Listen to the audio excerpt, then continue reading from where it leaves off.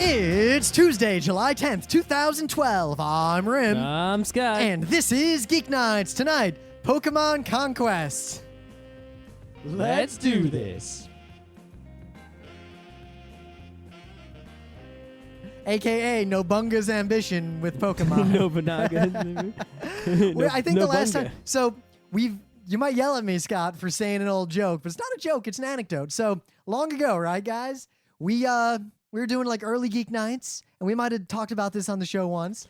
Did someone find what episode it was? Yeah, figure it out. That first came up. But also, we at a convention were talking about video games, and we brought this up as well. I think we were talking about like mispronunciations and how, like, before the internet had audio and stuff, like half the people who played D&D said dro, and the other half said drow. And sigil and sigil, and those sorts of like mispronunciations, manga, Otacon, are being quashed by the fact that there's an internet. Yep. That was at least the argument. And well, the internet's also hurting it too because people are reading a lot on the internet and there's not always talking and. True, so you can so tell. People are learning words that they wouldn't have learned without the internet, but they're not hearing the words. There's also a weird like resistance culture. Like I know people who have been to more Otakons than we went to, who to this day, despite hearing tens of thousands of people say Otakon and being corrected by us tens of thousands of times, will say Otacon. Yeah. I'm like, no, that's a character in Metal Gear, spelled with a C, and you're an idiot. The thing that I don't understand, right, is sometimes, let's say you're having a conversation with someone, right? If someone's talking to me and they mispronounce a word, you probably end up using the word because we're having conversation involving that topic. Yep. And I'll pronounce it correctly. You do what I do. I don't correct Right? them. I just Now use here's it the thing. correctly. Now here's the thing. I use it correctly. If I do that, I know that I am thinking I will use it correctly and hopefully teach this person the correct pronunciation. Maybe but they're then, thinking the same thing. Maybe they're thinking the same thing. Like that lady, I was biking the other day, and we always complain about people who don't know how to use gears on their bike. Yeah, there so was I'm going someone up the this hill, morning. and this lady is like, "You can change gears," and I realize she's yelling at me because she doesn't know how gears work, and she was giving the opposite advice. She was At least she knew you could change them. That's a big step up for most people. She gets points. I had that problem when I got my first geared bike when I was like 8. Yeah, it's like I knew I could change them, but when do you change? Which one do you use when? People don't know. Anyway, It's not like a car where it tells you. So I brought and this up like at a panel or something, and then as an example, I was like, so if any of you, disbelieve this, how many of you played Nobunga's Ambition on the NES? And the audience was like, oh. Nobunga was a very common pronunciation. Because when it's written out on the screen, if you don't look at it closely, you don't see that other A there, so you think, Nobunga. And if you don't watch it, like if you're not an anime fan where you just kind of like, you start to pick or up. a historian. Yeah, but anime in or a particular, Japanese person. Like if you hear a lot of Japanese, even if you don't speak it, you'll start to recognize that, no, the guy's name is not Yakage, it's Yakage. Yeah, Yakage. But you don't notice this. Not Pokemon. That was from Tenchi manga in high school. I was hanging out with someone, and someone was like, blah, blah, blah, Yakage. And we're all like, Yakage? Right? So yeah, Nobunga. But the worst thing is I hate it when people admit, there's some people who know the right pronunciation, right? So they'll know that it's manga and not manga. And they won't be arguing that they're right. They'll say, yeah, it is manga, but they won't say manga. They'll say, yeah, you're right. And then they'll continue to say manga, even though they're every time that happens, I always interrupt. And the thing is, now I'm questioning. Sometimes I do that. I'll say Titan. Yeah. Right? Are they doing the same thing? Well, that's why it's tricky. I mean, how often do we say Chipotle? That's right. Are they more than once? Someone has pulling... been like, a friend of ours a few weeks ago was like, "You guys realize it's Chipotle, right?" And I was like, "Yeah." And I didn't know what to say other than to explain in a very laborious sense. We mispronounce it on purpose because we find it vaguely funny. I learned something today. Is that not hipsterism? I learned something today. What'd you learn? What is specifically a chipotle pepper? I know what it tastes like, but I don't know what it looks like. Do you know anything about it? I know that chipotle flavor is what is in, for example, chipotle sauce. A chipotle Yeah, is a smoked jalapeno. that's it. It's not actually a different pepper. I didn't know that. I just learned that today. I learned today. Like I always make. And so did you. I learned. Yeah. And so can you. I make enchiladas, right? Uh-huh. Like all the time. I like enchiladas. So Sweet sauce with the chicken and the sour cream. Anyway. enchiladas, however, are way harder to make than quesadillas. Oh, yes. So usually I'll be like, I'm going to make quesadillas. Like yesterday, I was like, I'm going to make quesadillas. And then I was thinking about it, and I was like, you know what? Nah, fuck it. I, in fact, ate lunch at Chipotle today. Nah. Did you have a quesadilla? No, they don't have Quesadilla? those there. They have burritos. But so I was like, wait a minute. Why don't I just put roasted poblanos in there? And I never thought to do that before. Hot, hot, hot. And it was awesome. That story doesn't go anywhere. I was No, that's trying to end this. All right, let's go news. All right, It's, so it's gaming time, right? it is gaming time. Check this out. I'm checking. Everyone heard about this. Steam Greenlight coming soon. There's not a whole lot of info, so we're not going to heavily analyze this. Does this mean that Captain Dix and the Dick Squad is going to be on Steam now? No. So here's the thing, right? So the way Steam works now is you submit your game to Valve, and they have like a panel of people that decide what goes on Steam and what doesn't go on AKA Steam. dartboard. Yeah. What they want to do is they want to change it to basically, it seems like, they're going to have like a Reddit of game submissions. So if you have a game, you submit it to, Steam, and then users of Steam, game players, will go and vote like, yeah, that game, we want to be able to buy that game.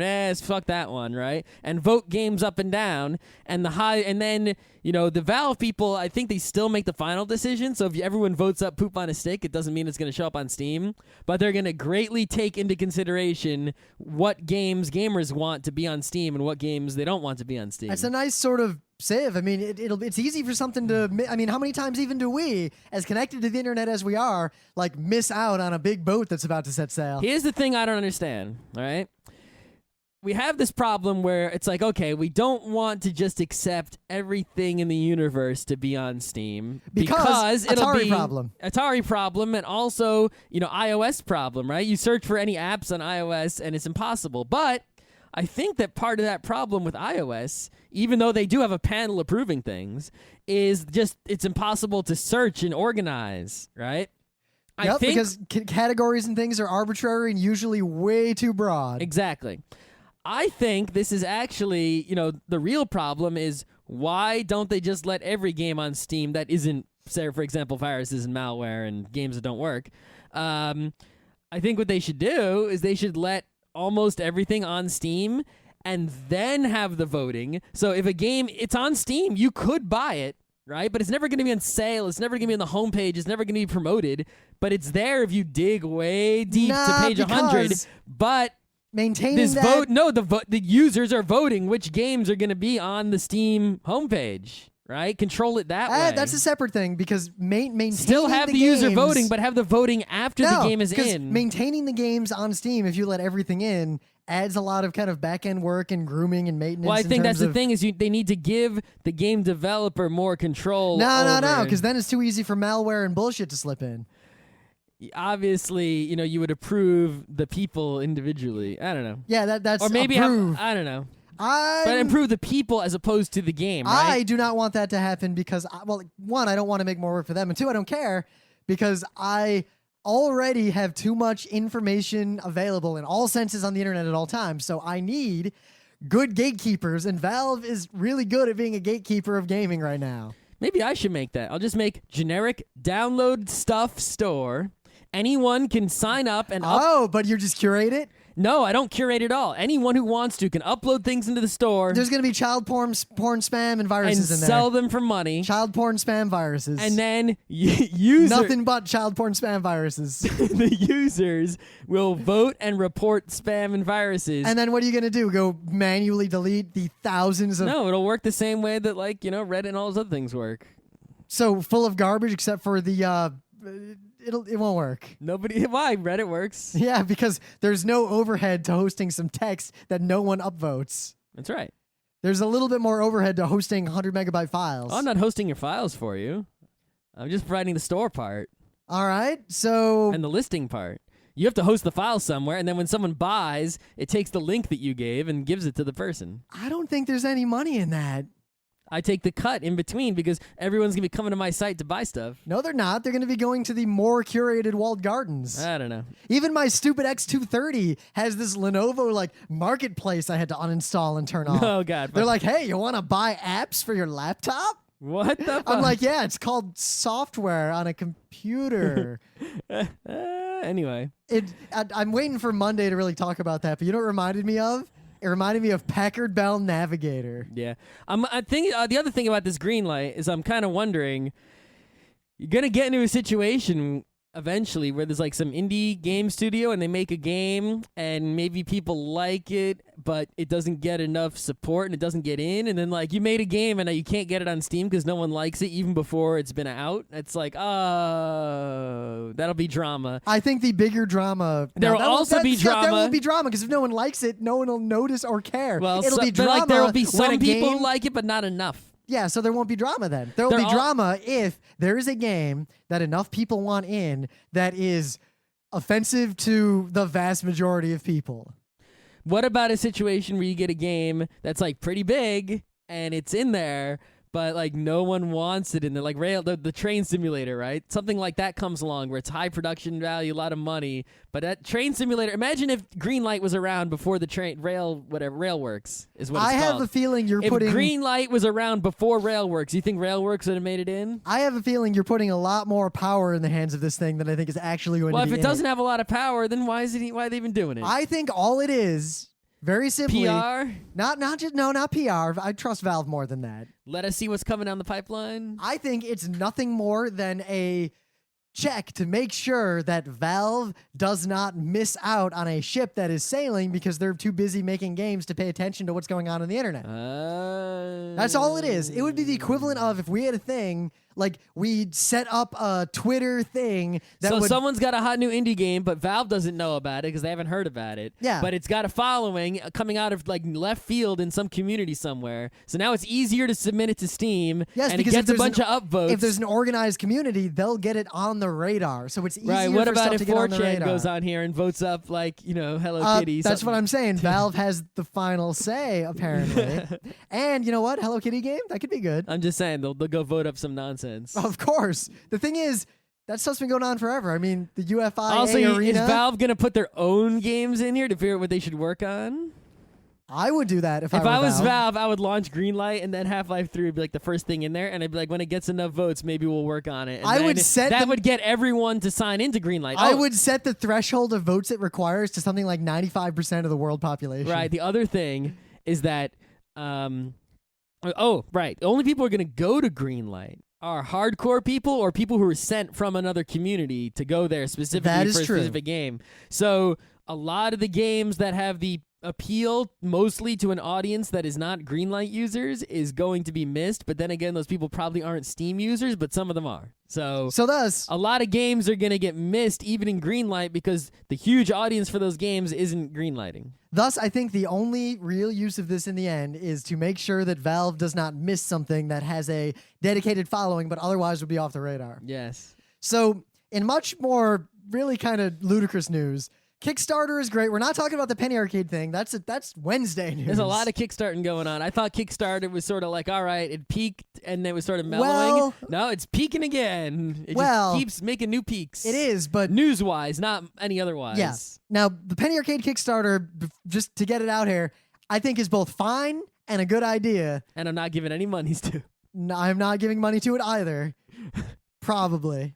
But that's not gaming news. That's culture and whatever. I want to talk about a different Kickstarter that it was at $500,000 when I looked at it at work. And then when I got home, it's at $1.3 million. What the fuck? And it's nothing. I am, are people, well, no, I was about to ask, are people this naive? And the answer is yes. We know that because of what kinds of Kickstarters do very well. This is a Kickstarter to make a new kind of video game console. I think it's spelled the OUYA, like oh yeah. I think it's oh yeah. Except I don't know. OUYA. Oh yeah. Oh yeah. Maybe it's more like, if you look, you can see the word "you" in there. So maybe it's like instead of "OUYA," it's "OUYA." I think it's oh yeah, like ooh, because it would be like "you" if the Y was in front. So it'd be like ooh, OUYA. All right, so It's got 10,800. Well, let me refresh. 11,390 backers, and it got another $100,000 in like the last 2 minutes. So it's basically 1.5 million as of this podcast recording to make what is essentially an Android phone with no data plan that plugs into your TV to play shitty Android phone games on your TV. That is what this is. I see no indication that is anything with a else. game controller. Also, I guess HD output. Yeah, up to 1080p. And it can do a few other things, such as, I guess, can it like stream video or something, right? We'll see, From like because there's- Netflix or other websites. So far, YouTube. no. It'll have an app store that looks suspiciously like the Xbox 360 interface. And It's basically the netbook of game consoles. it's not even that. This isn't powerful enough to make good games. No, it's just play the mobile phone games, but on your TV instead. Not a lot of people are going to go for this. Man, There's I really so many need this. problems I with really this need a project. game controller to play Angry Birds on my TV, And I need to buy a whole console just for that. so Why here's isn't Angry Birds on Xbox? You think if Angry Birds needed to be on TV, it would already be on Xbox Live. and how come there's no touch screen interface for the kinds of games that'll probably be on it? I think it has a controller, so they're going to make controller Yep. games. No, they think that people are going to make dedicated games for this thing, and the examples they show. Well, can like, they just use any Android game where the inputs can be slightly modified? Yeah, well, like they think people will design games for it, and it'll be easy to do so because you develop them the same way you develop a game for an Android phone, now or an Android tablet. They show Minecraft as an example of a game they want on here. Okay. Yeah, Minecraft with a controller would be great. Minecraft is already on the Xbox 360 I know. with a controller. I know. So It's already. You can also get it for iOS. So there's so many things wrong with this project that I don't even know where to begin. why do you even want this? Why? It's first off, $1.5 million for a business venture like this is not even small peanuts. $1.5 million doesn't exist in terms of like real company venture capital. Yeah. Also, how are you gonna? Even though this is cheap hardware, how many of them do you think you can make? Not even just that. Like The it's- controller is probably right. If it's a good controller, it's probably like $50 Well. on its own. Here and it's is wireless. Here is what the Kickstarter gets. All right. One, they will convert their prototype into production-ready models and get all the regulatory approvals. Mm-hmm. 2, deliver developer kits so we can have, even though the console will include an SDK at launch. 3, place production orders to build the things. And 4, ideally, fund some first-party games. Yeah, people seem to really latch on to these things that are not gonna go so. I don't know. This it's is not crazy. one. If this happens, there's no use for it. I can't conceive of a world where I would use this. My laptop is more powerful than this. My old laptop is more powerful than this. Well, I think it's, you know what's weird? Usually when you see these things, right, the projects like this, Raspberry Pi, Arduino type things, right, they're always development things, right? It's like, hey, everyone, buy the Raspberry Pi, super cheap Linux computer that's barely powerful enough to do anything, but it's super open. You can buy this and develop for it. Yep, and this is super open. It sells a lot, but it sells to programmers and hobbyists. This is super open, but it's like, why does this need to go to hobbyists? Do we really need this? It's called a computer, right? So I'm gonna read some text from this because it reeks of doesn't reek of a scam like the Phantom console. This reeks of naive idealism, but it's working because one point here, I'm gonna hit Ref 5 again. All right, it got another $50,000 All right. in the time we were talking. Kickstarter, good website, frequently updating that Yeah. number. Unlike YouTube, can't update its view number. About once this it gets to project, 300. we love console games. There's something about a big HD TV and digital surround that fills up a living room. That's why I have Shooters, a computer attached to my platformers, TV. sports games, arcade classics, and experimental indie games just feel bigger on a TV screen. It's how most of us grew up gaming. But some people are missing out. We get it. Smartphones and tablets are getting all the new titles. Yeah, it's because I can carry it around. They're what's hot. Yeah. The console market is pushing developers away, and we're seeing a brain drain. Some of the best, most creative game makers are focused on mobile and social games because these platforms are more developer-friendly. I think the computer is the most developer-friendly. Yeah, I would think so. So, I don't know what to say. All of you who bought into this, I'm going to make a prediction. I predict that you will not get your OUYA within a reasonable time frame. I've kickstarted, right, the Hex Bright What? flashlight. Estimated delivery. Oh, okay, sorry. Estimated delivery for September was reserving your username in their app store. Oh, here's where this is extra bullshit. Quote, we're handing the reins over to the developer with only one condition. At least some gameplay has to be free. We borrowed from the free-to-play model from games like League of Legends, Team So Fortress this isn't 2, gonna be wait. Triple Town, and many others. Developers can offer a free demo with a full game upgrade, in-game items, or powers, or ask you to subscribe. So this isn't even open if they're forcing developers to do certain things. And as we've talked about on Geeknights, there is evidence that if you provide a demo of your game's not going to sell. Well, Xbox also forces every game to have a demo. I know. Anyway. But borrowed from the free-to-play it's not even like this is just an open console like that makes it easy to make indie games on the computer. They're basically really targeting this at the same kind of bullshit that's on phones. People only play those games because they're waiting for like their Subway sandwich to get done. Right.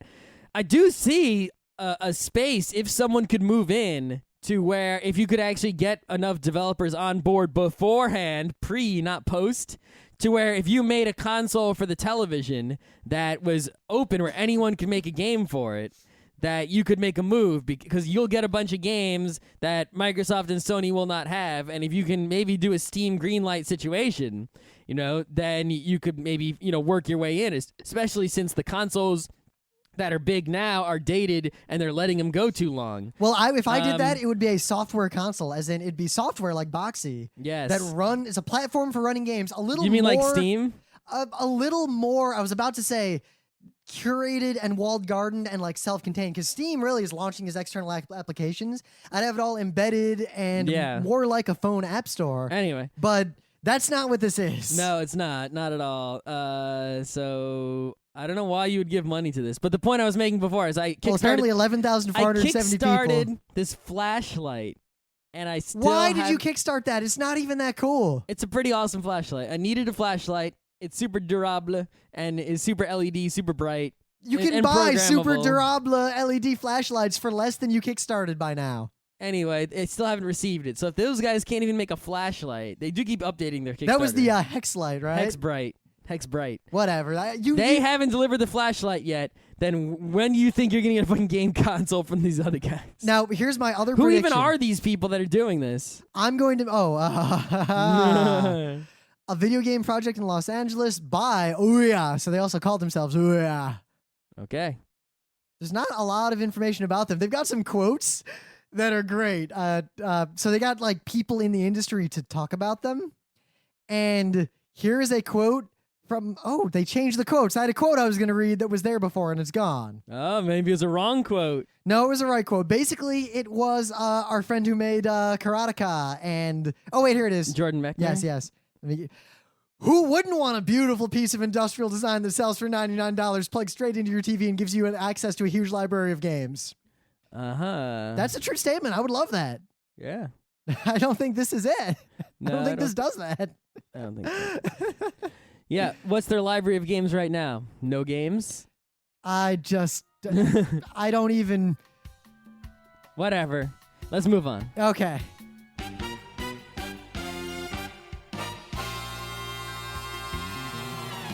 So anyway, things of the day. So, in the morning, you got your wallet, got your sleeves, got your, I forget whatever else he said. Sleeves? And I guess he meant clothes. He was holding up a tie. All right.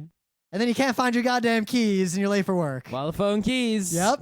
The mantra of the modern world. Everybody in the whole world. There are people who don't have phones. I mean, wallets the or keys. Modern society world. So anyway, this First is world. just a kind of the song sounds like the kind of thing that Lonely Island would do. The animation's actually pretty good. This is clever, pretty original, pretty funny. And I think what sells it is the face that the guy's making when he's looking into the places where his keys aren't. Yeah, I watched this. I enjoy it. We'll watch again. Yep. He just the guy has such a pissed off face. It's perfect. Now I'll warn you, this is a tangential discussion. You know how there are ghettos on the internet? Like, especially in YouTube, like once you click on, like you get to certain videos and then the recommendations like suddenly turn into a certain set of videos and they kind of all funnel you eventually toward that He-Man. Yeah. That's your favorite. So I think that's the end. That's like you'll end up there no matter what. But anyway, this video, you can learn on your own. Like it's for like a webcomic and the guy has a ton of other animations and things, but it is very close to the dog-headed girl ghetto on YouTube. Just warning you. If you start clicking on videos that are related to these videos, you will get into interestingly furry territory in a hurry. Okay. That's all I'm saying. I want to do a show on... I guess you found this because you were browsing the furry things. Actually, you know how I got to this? From ponies. Uh-huh. From Friendship is Witchcraft stuff. All right. And I got to that from Face Cow. Uh-huh. Yeah. Cow furry, huh? What do they call that? I think that's just a furry. Bovine no-file? I don't know. Anyway. Cow furry. Cow fucker? Highland cattle. Wikipedia. Anyway. Oh, there's some cow furries right there.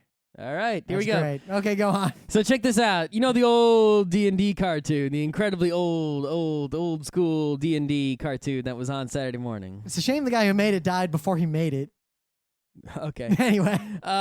These guys took that cartoon, and I think they edited it a bunch, and they have a 13-minute clip here that is hilarious, where what they did is they redubbed the whole thing, and what they redubbed it with is their own voices, and they did a pretty good job. But it's not the voices of the characters, it's the voices of people at a D&D table. It's like you hear the dice rolling whenever whenever a guy's about to cast a spell or something or attack, they'll pause, you'll hear a dice rolling sound effect, and the guy will be like, you, ticka, hit. And it'll be like, wham, right? And it's like, it's really funny. It's actually pretty great. It's awesome. Great job. Great idea. Winners. I think it's, actually, this is pretty old. It was uploaded to YouTube in January 2011, but I haven't seen it before, or I don't remember it. It could have even been a thing the day before. Who knows? But here it is again, or the first time. All right. So in the meta moment, Connecticut. This weekend. Hartford, Connecticut. You won't have to hear it about it again for a whole year. Convention Center, July 13th, 14th, 15th. We scheduled a metric fuck ton of panels. And I got the numbers. The rest of the convention, not our responsibility. Panels, however, our responsibility. While we say that, don't think that we're denigrating it because, for example... Board games. Best board games at any convention I have ever been. And that includes PAX. All that includes PAX. MagFest. Includes every convention. Best board games. You come, you play the board games. They're the best, biggest, baddest library, plenty of tables, no waiting. You friggin' play. When you return the game, you get tickets. You can use the tickets to get games, real games. It doesn't take that many tickets, like 5 tickets. Awesome game for free. Basically get paid in games to play board games. You could just come to Connecticut and do only that, and you'll basically pay for your badge in board games. Easily. And there's other stuff to do, like, I don't know, Super Art Fight. Oh, you can't miss that. But you better take out a game right before Super Art Fight, bring it up to Super Art Fight, play it, and after Super Art Fight, return it. You mean in the absolutely crowded main events hall? That's right. Bring Spotted. All right. That aside, we will be at the Penny Arcade Expo Prime Labor Day 2012 this year. We will be doing at least one panel. Let me pull up the details because I can tell you right now where I got the email that says you are allowed to talk about this. All right. As opposed to the emails that didn't say that yet. All right. Blah, blah, blah. I love how, years ago, I responded before we knew any of the people over there. We're like, come on, PAX, please let us do a panel. We'll be super good. Well, we were going to go to the PAX 08 anyway, no matter what. Yep. And so we're it's like, well, if we're going to go, let's apply for a panel. So we did. Yep. We looked at the site. We're like, oh, this seems to be only for professionals. Fuck it. Let's go for it anyway. Doesn't hurt to apply. Yeah. And now we've presented every PAX we've ever been to. But so after that one, I emailed. I was like, So when are we allowed to talk about it? Because some cons are dicey about that stuff. Since then, every time you get the official email, it says in red, you are free to tweet, talk, whatever. You can say anything you want. It's totally okay. It's not a secret. Say what you want. This is the thing that I hate, right? Is like, I'm the kind of person where if you tell me secrets, like if I worked at a company that had Apple, I would just tell everything, and I'd be fired. But I would just tell everything. Right? I don't tell something if I don't see a need to. It depends. Like if there's malfeasance, I'll tell. If I owned a company like Apple, I wouldn't keep any secrets, right? I'd just be like, tell everyone. All those secret procedures, I just get rid of them. Right? Well, I think what I'm gonna do next year for Kineticon scheduling. This is super meta. Now that might have consequences, but that's just how I am. That's what I'm gonna do for way. Kineticon scheduling next year is set a begin date like January for submissions, and set a final submission date of like X. But I'm gonna set a second date in like April or maybe even March probably March. And the idea is once that date comes, I'm just gonna start scheduling stuff live. Like I pick one panel and approve it. It appears on the website with its slot, like right then. So the website will show live from like March through July. Every schedule change as it happens, that whole But stuff anyway, like that. the point is that you get into a situation like this, right? Where, for example, if I was working at Apple and I was an employee and I told secrets, they'd fire me, and I'd be like, oh, whatever. Because how badly do I want to keep that job? Not so badly, right? But if PAX tells me a secret, it's like this horrible dilemma. It's like one hand, do not keep secrets. Other hand, do not want to be banned from PAX. The way I get around that is it's like fired from Apple, whatever. Banned from PAX, no. I don't know what I'd do if I got banned from PAX. Dude, we should do a fake ban from PAX. I obviously can't do this now, right? But I could go with some enforcers and they could pretend to ban you from PAX and you would be like crying. Scott, if I were the enforcers, I would actually make you think that they for real banned you for doing the banning stunt. Maybe. That's also good.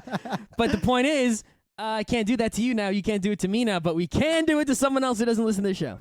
Hey, Dave Riley, you're banned from PAX. He's not. When has he gone to PAX? I don't know. He will be at Kineticon, though. Oh, Friday. shit. Yeah, we got him. Shit. And you know what? Next year, I'm going to get Mike Toole. Oh, shit. Because he expressed some interest, but it was too late to work it all out. We're going to try to get him next year because there was we need more anime content. There was a dearth of anime content submitted, and two of my biggest anime content providers both had unrelated personal problems and had to bail at the last minute. Kineticon is lacking many forgotten dubs. Mike Toole can provide. I would put that shit in main events. Anyway. If only we controlled the main events. So I do not want you. Such a pain in the ass. Goodbye. No, just to schedule it. I just be like, oh, cosplay chess? Nope.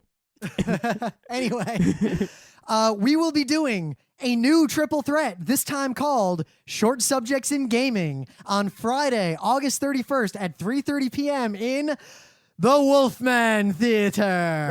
Oh! All right. That's Meta Moment has been going on for much longer than a moment, but we do have to say you should visit us on the internet and all the places, frontrecruit.com, Twitter, Google+, Facebooks, etc., etc., etc. We have a newsletter now. You can sign up to it. I'm going to maybe email the second newsletter soonish. We have a sister show called Radio Free Equestria that's on YouTube, all about ponies. Yep. And the book club book is still QT84. We finished it. We are going to do a show on it. We just sort of been missing Thursday shows lately because of holidays and things. And Kineticon's Thursday. And Kineticon is this Thursday, so no show. You guys know, generally in the winter is when we do a lot of extra shows, and in the summer is when we miss a lot of shows. Yeah, so probably the next Thursday show, which is probably 2 weeks from now, is going to be QT84. Read that book. It's a good book. Rim, pick another book club book. All right, I'm going to tell you guys right now, I'm deciding between two books. What are the two books? The two books I'm deciding between are The Great Gatsby. Oh, not bad. Because I've never actually read it, and the movie that's coming out looks super good. I will gladly read any book that is a famous classic that I have not read, which is most of them. So here's the other option. This book was referenced numerous times in Deus Ex. Okay. So there's a nerd connection, and it looks really interesting. It's called The Man Who Was Thursday. Never heard of it. A Nightmare, written in 1908. All right. It's about an Edwardian-era London police officer who pretends to be an anarchist to infiltrate an anarchist group and ends up taking over that group because he's more charismatic and persuasive about anarchism than anyone who runs it. And shit goes crazy from there. Supposedly, this book is famous and great in literary circles, but a lot of people otherwise haven't heard about it. There's a BBC radio adaptation, and those are my two choices. I'm completely ambivalent. So, guys, I'll take either one. tell me which one. Oh, you're gonna do a vote? No. It's your pick, so you can do whatever you want. You guys tell me. You may or may not sway me. I might do The Great Gatsby just because the movie's coming and I want to read it before that movie comes out. I'm considering for my next pick, Crime and Punishment. I've already read that. I have not. I would read it again. I've read it like 3 times. It's a great book. I don't even know what it's about. I just know it. Wait, you don't know what? I'll tell you what it's about. I'm pretty sure it's about a guy who commits a crime and gets punished. So actually, no, it's about a guy who commits a crime and doesn't get punished, and as a result ends up.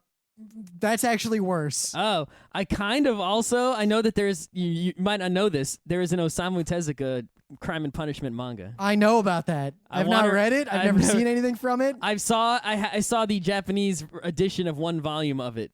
I kind of want to read that too. But it's not in English. Anyway. So anyway, Nobunga's ambition with Pokemon. Okay, so here's the deal. You might not know about this, or you might, because we've talked about it.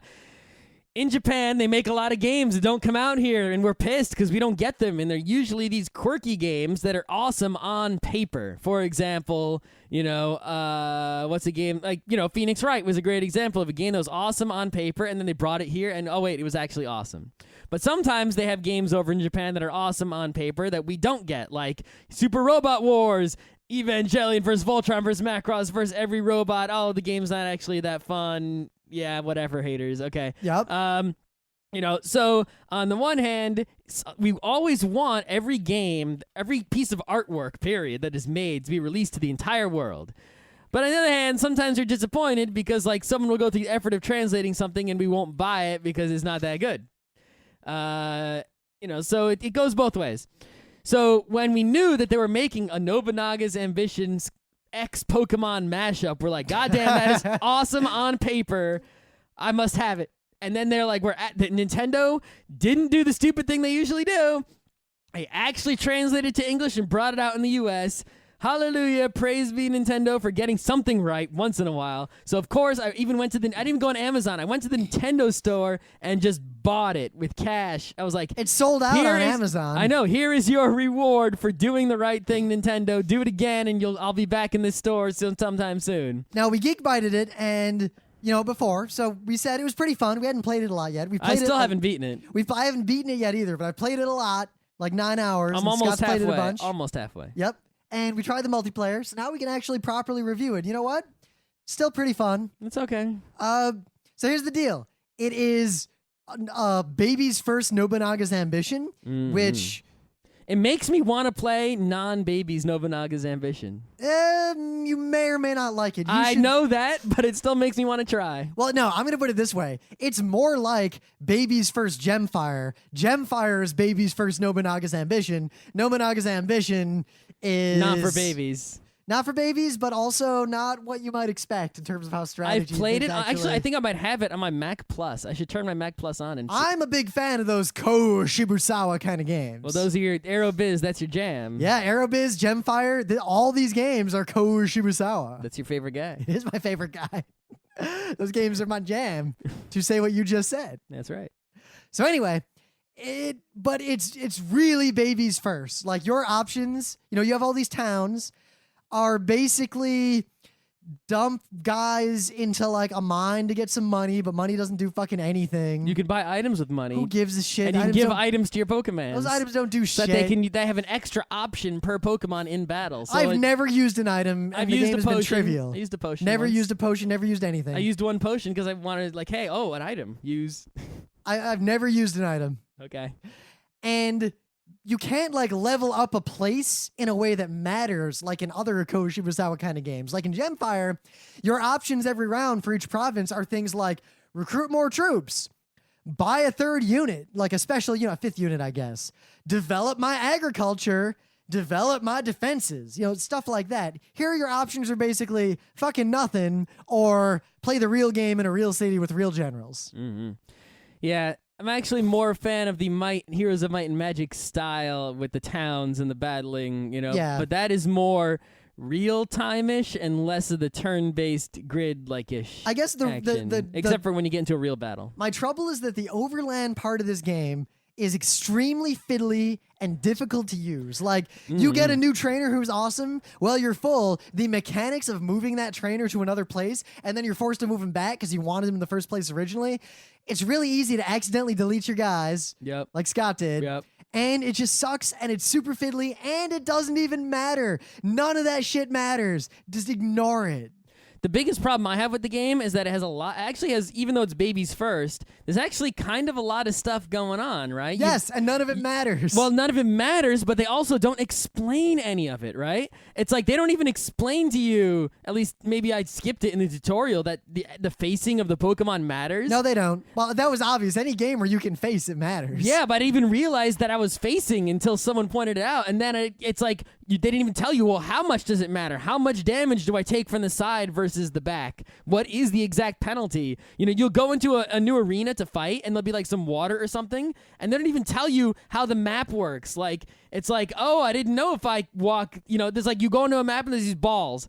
They don't even tell you that if you hit the balls, they bounce straight in a straight line and attack. They don't tell you that. You start to have to figure it out. There's other stuff like, they're like, okay, your Pokemon, they increase link percentage when they level up, but it's like, well, what does link percentage exactly mean? I mean, it just makes them better, but... Yeah, they don't tell you that. It's like a lot of the items are very poorly or not explained. My first evolution... They don't tell you what your guy's abilities are. Evolution starts, I'm like, what the fuck? And I hit A, and then it cancels it. There's no way to start it up again. I'm like, Yeah, how did I even know that you know, kind of thing was going on? It's like they have all this stuff going. You go into a town and there's this energy thing with like Ponigiri, and your why isn't Ponigiri a thing in My Little Pony? I don't know. That's what I want but like to know. next to each Pokemon, there'll be like this arrow that's pointing up or down, showing you like whether the Pokemon is currently high energy or low energy. I think they do more damage. And I guess it's better to go into a battle when the arrows are pointing up than down. So you want to sort of play this mini game of keeping the arrows of your army in sync, so they're all pointing up together, and you attack, and then they're pointing down, and you wait until they're all pointing up again using Ponigiris to synchronize them. Well, here. And then you attack again, and it's like, they don't explain that really at all. So that's my biggest complaint. What exactly do the arrows do? How much effect do they have? The game is full, like, the places in towns seem to be able to level up, but nothing explains what that means. Yeah. And it doesn't seem to matter anyway. And thus, my primary complaint with the game is this. It's extremely fiddly on the overland map and all the management stuff, yet none of that stuff matters for a good goddamn. No.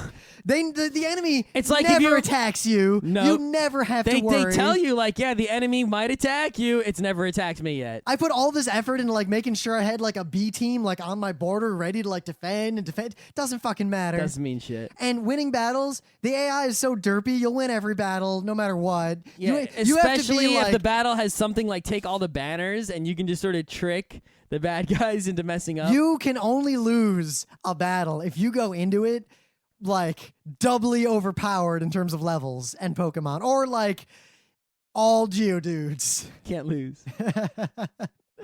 It's just the overland stuff is boring, pointless bullshit, but that's fine.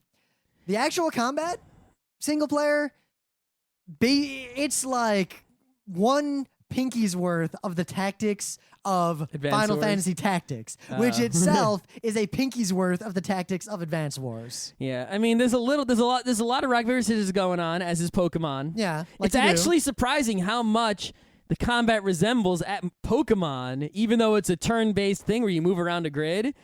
Because it's the same things that matter. It's like, I'm higher level than you, I win. I have water, you have fire, I win. Right? And where you move the guys really doesn't matter all that much. Or it's not about guys moving like you'd think of in Advance Wars. It's more like formations. Mm-hmm. Like, you'll have 6 Pokemon. What are the formation or formations you put them in based on their abilities? Yeah, because every guy attacks in a different pattern of squares. So if like a guy has a ranged attack, you keep him in the back, and you put the strong guy who can only attack one space in front of him up front. So basically, well, let's just talk about multiplayer combat then, because here's the deal.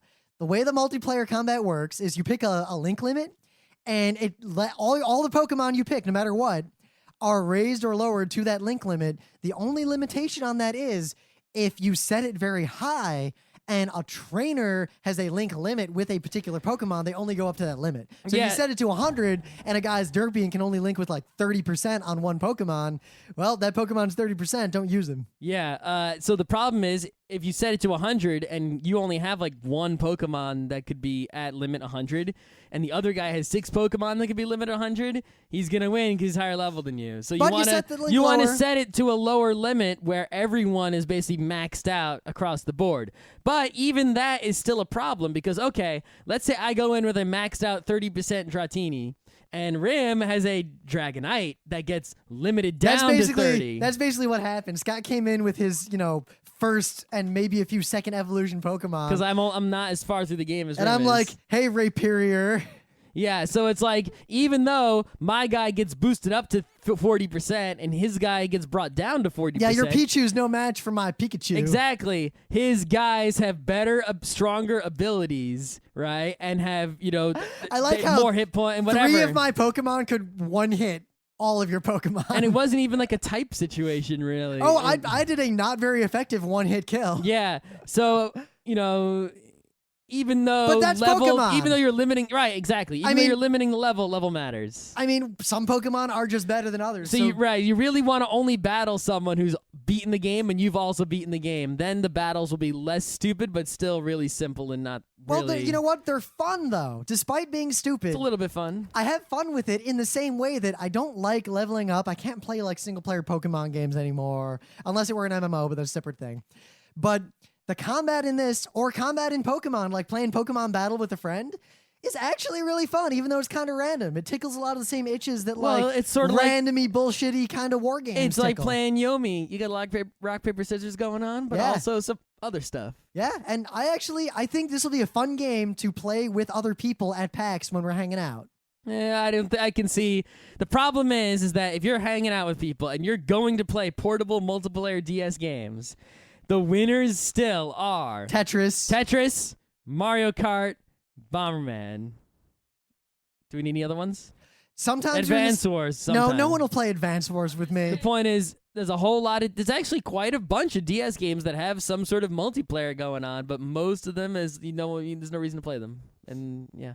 So this is an okay game, but I would only buy it if you're a Pokemon like hardcore dude and you want more, you want this kind of Pokemon. Or if combat. you really want to give your money to send a message to Nintendo to bring over the next weird Japanese game because that one will be better than this one maybe. Or so not. if you don't already own this game, wait for it to be cheaper and then pick it up.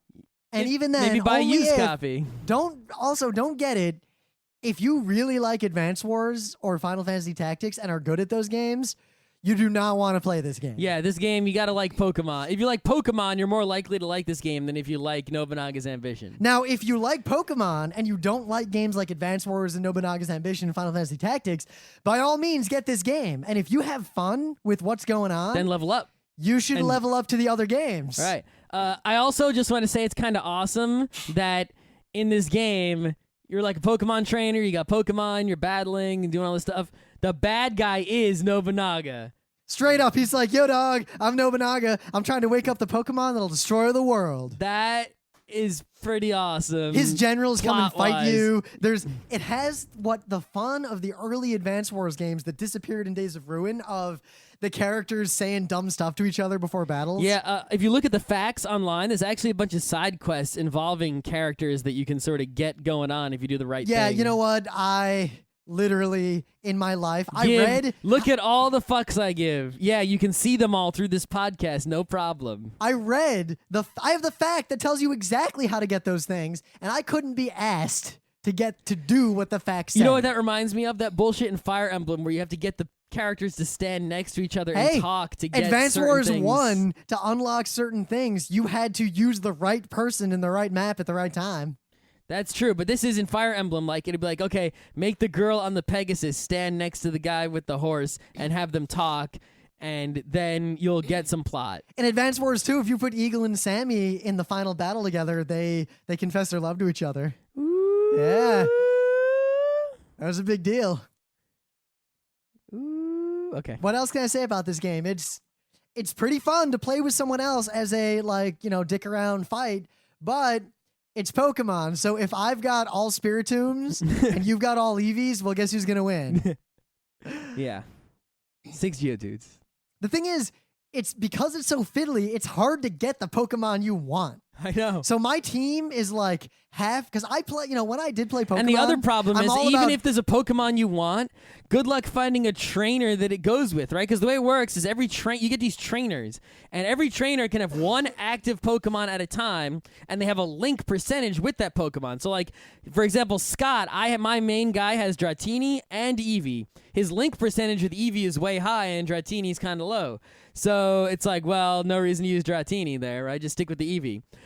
And he also has a max percentage, so it's like, the Eevee Scott combo can go up to 100%. The Dratini Scott combo can only go to 70%. So there's no reason to use the Dratini Scott combo because it only goes to 70%. Unless you play with a cap of 70%. That's true. So you want to mix the Dratini with somebody who will be 100% Well, match. that's why what you do is you watch for that symbol that means there's a trainer who's with his best Pokemon already and capture him. Exactly.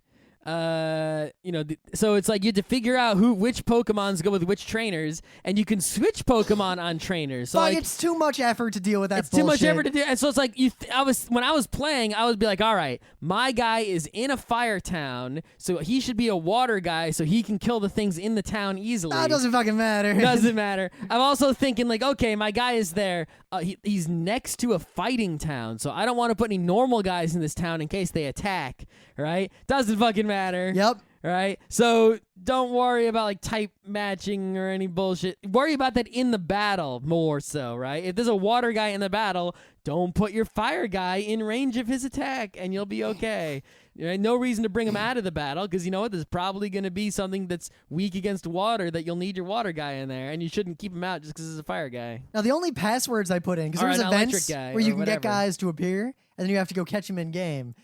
And so I typed in the password for Gyarados and the password for Sneasel, because I really like Sneasel. Like I always have. I always use Sneasel.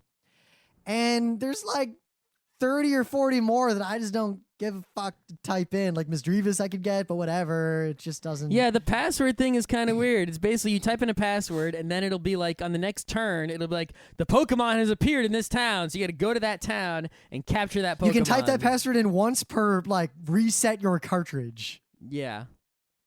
Whatever. Yeah, but I got like 5 Sneasels, and they suck because I didn't have any trainer who could 100% with them. Yeah. So You got to look up online like which trainers go with which Pokemon. yeah, fuck that noise. The thing is, in real Pokemon, I like to play dark Pokemon, ground, metal, psychic. Like that's my go-to, and grass. I like evil ghosty Pokemon like Spiritomb. I like psychic, ground, all dark. evil team. I've once for a while I had a team that was all dark and metal, and then Also dragons. But and then I had- Dragonite is the only one that's a real dragon. Charizard's kind of dragony. You never seen the Dragonite video on YouTube? Oh. But yeah, I'm like Dragonite, Gengar, Spiritomb, and then I also like cute Pokemon like Combee, but they're useless. I love Combee, but I don't use Combee. I saw the best cosplay. I think it was a Combee. Was it Otakon? I saw that. I remember that. That was an Otakon, I'm pretty sure. That was a great female Combee cosplay. But despite not having, despite it being such So it was bullshit actually a Combee crossplay. to get all the stuff, to get particular Pokemon, I ended up with a team that's pretty much all the dark psychic kind of stuff that I like. So it's okay. Yeah. Anyway, I don't know how much I'll play the game, though. I might beat it, but I'm going to beat it once. But it's like I'm not really motivated to play it. I got other games I'm playing. Like I decided I was like, oh, I'll play Metroid 2. I've only played that like once or twice. So I haven't played it in a long time either. So I started playing that, and I really want to play Metroid 2 a lot more than I want to play Pokemon Conquest. I've really been doing nothing but Kineticon bullshit for the last few days, so I'm not playing anything. I'm ready. I got all the clipboards. I got all the schedules. I printed the stuff out. I'm ready. Yep, it's coming. Soon.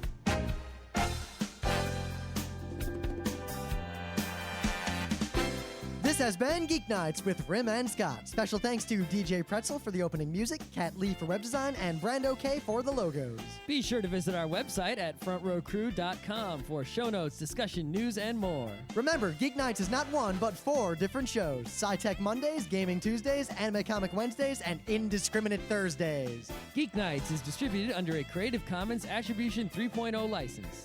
Geeknights is recorded live with no studio and no audience. But unlike those other late shows, it's actually recorded at night.